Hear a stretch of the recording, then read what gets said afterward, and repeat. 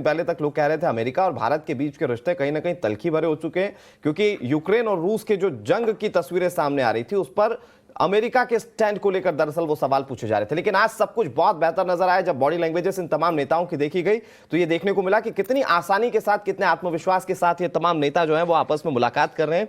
हमारे साथ प्रभु दयाल जी हैं जो कि एक्स डिप्लोमेट है। सर, आज के ये टोक्यो की तस्वीरें क्या बताती हैं, क्या इंडिकेशन है? जो दुश्मन देश है उनके लिए क्या इंडिकेशन है, और जो भारत के साथ मिलकर विश्व की डिप्लोमेसी को आगे बढ़ाते हैं उनके लिए क्या मैसेज है?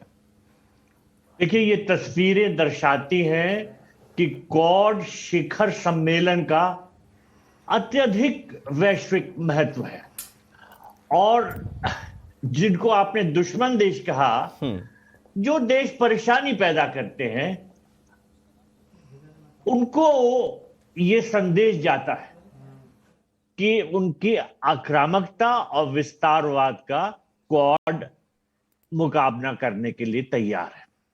देखिए, मैं चंद बातें बड़ी छोटी बात से कहूंगा, मतलब कम शब्द इस्तेमाल करके, कम समय लेकर। एक तो बड़ा संकट है यूक्रेन रशिया का। भारत ने स्पष्ट कर दिया है कि वो पीसफुल रेजोल्यूशन चाहता है इस कॉन्फ्लिक्ट का, लेकिन प्रेसिडेंट बाइडेन जो है क्रिटिसाइज करते आए हैं, कहते हैं कि इंडिया का स्टैंड शेकी है, लेकिन इससे भी कोई भारत और अमेरिका के संबंधों में किसी तरह का कोई बुरा असर नहीं हुआ है। अब ले देखे सबसे बड़ा मसला चीन का विस्तारवाद है। क्वाड शिखर सम्मेलन के सामने सबसे बड़ी समस्या चीन पैदा करता है। प्रधानमंत्री ने अपने वक्तव्य में कहा कि भारत चाहता है कि free, open and inclusive Indo Pacific region.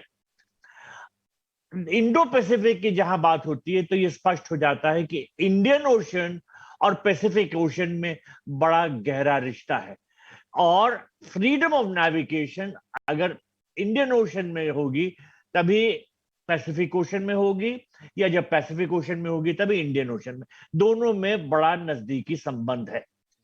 अब जब बात होती है ये कि फ्री एंड ओपन का मतलब क्या होता है, इसके मतलब जो राष्ट्र हैं इस रीजन के, वो अपना रास्ता चुन सकते हैं, अपने दोस्त चुन सकते हैं, और उनके जो नागरिक हैं वो आजादी से अपनी जिंदगी गुजार सकते हैं। तो ये वही सब बातें हैं जो चीन दबाने की कोशिश करता है। चीन नहीं चाहता है कि आजादी हो इंडो पैसिफिक रीजन में। चीन चाहता है कि उसी का बोलबाला रहे, उसी का दबदबा रहे। तो चीन की जो ये हरकतें हैं उनके हम कई तरह से जो उसके पहलू देख रहे हैं। देखिए, बिल्कुल ताइवान चीन एग्रेसर तो है ही, प्रभु जी सही कह रहे हैं आप, लेकिन उसके साथ साथ वो बहुत ज्यादा सेल्फ ऑब्सेस्ड भी है। लेकिन इस वक्त किसी का सबसे ज्यादा डंका बज रहा है तो वो प्रधानमंत्री नरेंद्र मोदी का है। जो बाइडेन ने भी जमकर तारीफ की आज उनकी।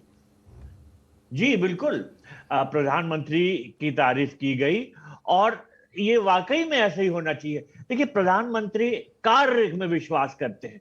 अब देखिए कि अंडमान आइलैंड्स में किस तरह से डेवलपमेंट हो रहा है। अंडमान आइलैंड जो है वो स्ट्रेट्स ऑफ मलाका पे निगरानी करता है, और स्ट्रेट्स ऑफ जो मलाका है वहां बे ऑफ बंगाल से अगर जाए साउथ चाइना सी से, तो वहां पास करना पड़ता है। अंडमान का बहुत महत्व है। तो प्रधानमंत्री ने ये एक निर्णय लिया हुआ है कि अंडमान को हम डेवलप करेंगे, अंडमान के पोर्ट को, और इस संदर्भ में जापान ने भी $31.5 मिलियन की सहायता दी है। अब ये पोर्ट डेवलप होगा तो भारत की नेवी भी इस्तेमाल करती है, और क्वाड कंट्रीज की नेवीज भी इस्तेमाल करती है। तो प्रधानमंत्री ये नहीं विश्वास करते कि चीन को गालियां दो, चीन के खिलाफ बात करो, उससे जो हमारे बॉर्डर पे तनाव है वो बढ़ेगा। लेकिन जो कार्य करना है इंफ्रास्ट्रक्चर को डेवलप करने के लिए, प्रधानमंत्री का जो जोर हमेशा रहता है वो यह है कि भारत में जो इंफ्रास्ट्रक्चर का डेवलपमेंट किया जाए, और अगर भारत शक्तिशाली होगा तो वो क्वाड की जो देश है उनके साथ काम कर सकता है, और सप्लाई चेन जो होती है, प्रभु जी